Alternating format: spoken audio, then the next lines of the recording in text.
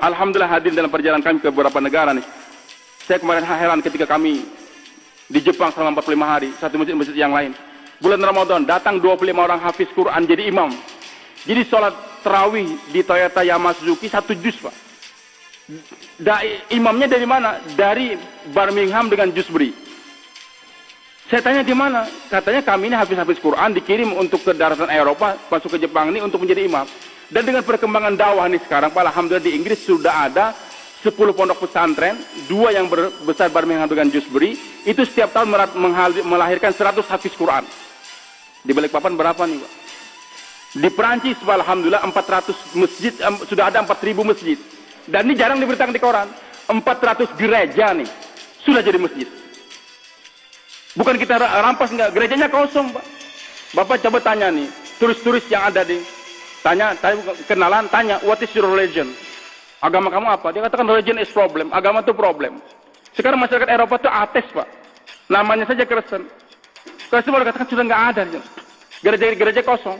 Nah, oleh umat Islam dibeli, Pak. Sekarang sudah lebih 400 gereja jadi masjid. Ini kan dengan perjalanan dakwah tersebut. Makanya kalau kita juga menyentuhkan agama, orang-orang lain datang dari Eropa menyebarkan agama mereka di sini. Nah, kenapa kita tidak menyentuhkan daripada waktu kita? Dan kalau kita bergerak tadi, Allah memberikan jaminan, wa man yuhajir fi sabilillahi yajid fil muraghaman katsiran wa sa'atan. Jadi siapa yang hijrah di jalan Allah, hijrah untuk menyebarkan agama, dia pasti akan mendapatkan 2 di bumi ini. Muraghaman katsiran, tempat hijrah yang banyak, kolega yang banyak, kawan yang banyak, wa sa'atan, dan kelapangan. Lapang dadanya, lapang pikirannya, dan lapang rezekinya diberikan kelapangan oleh Allah Subhanahu wa taala. Jadi untuk itu hadir melakukan Allah Subhanahu wa taala tanpa membedakan kita pergerakan apa, tapi yang penting bagaimana semua kita ini bergerak untuk menyentuhkan daripada harta yang kita miliki, tenaga kita untuk mengunjungi saudara-saudara kita, tetangga-tetangga kita ajak ke masjid, maka insya Allah ini umat akan dimuliakan kembali kepada tujuan.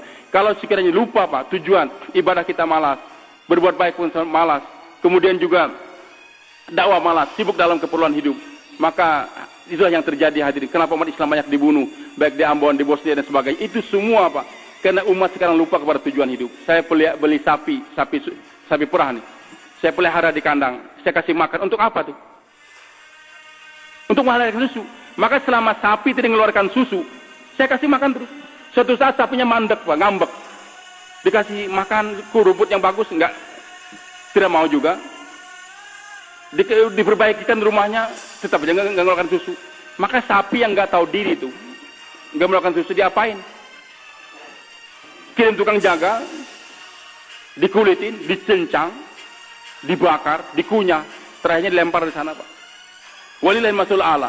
Jadi ketika umat tahu tujuan hidup dia, Allah senantiasa bicara bersama mereka.